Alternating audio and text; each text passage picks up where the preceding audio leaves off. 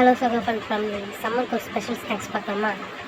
ஒரு 30 to 40 நெல்லிக்காய் எடுத்துக்கோங்க. அதை நல்லா துருவிட்டு ஒரு பேனில் போட்டு நல்லா வதக்கினே இருங்க.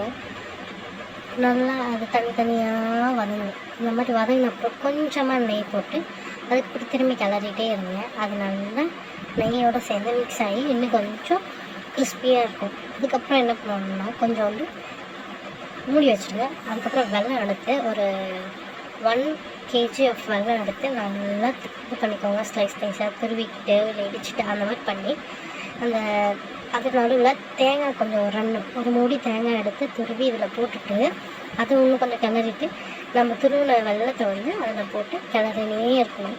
நல்லா கிளறினே இருந்தோம்னா இந்த 3 இன்க்ரீடியண்ட்டும் நல்லா மிக்ஸ் ஆகும். மிக்ஸ் ஆகிட்டே இருக்கும்போது நல்லா அந்த ஜாகரிலாம் என்ன ஆகும்னா மெல்ட் ஆகி இந்த ஸ்டேஜுக்கு வரும். இந்த ஸ்டேஜுக்கு வந்த பிறகு இன்னும் கொஞ்சம் கிளறிட்டே இருக்கணும். இந்த சின்ன சின்ன பீஸ்லாம் அப்படியே மெல்ட் ஆகணும். நல்லா மெல்ட் ஆகி கொதிக்கும்.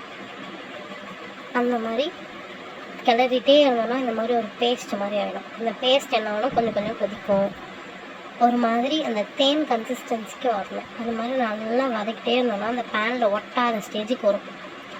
திரும்பி நம்ம கிளறிட்டே இருக்கணும். இது கொஞ்சம் லாங் ப்ராசஸ். இந்த கிளறது மட்டும் டேஸ்ட் அட்டகாசமாக இருக்கும்.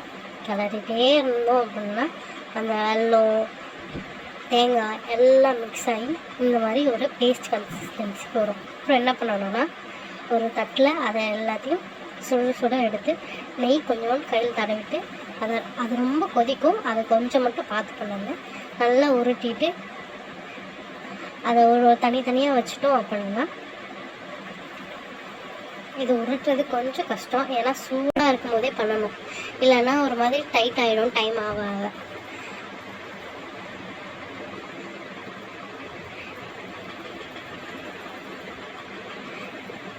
இந்த மாதிரி கிளறி வச்சுட்டே இருந்தோம்னா டெய்லி ஏதாவது ஒரு பால் சாப்பிட்லாம்.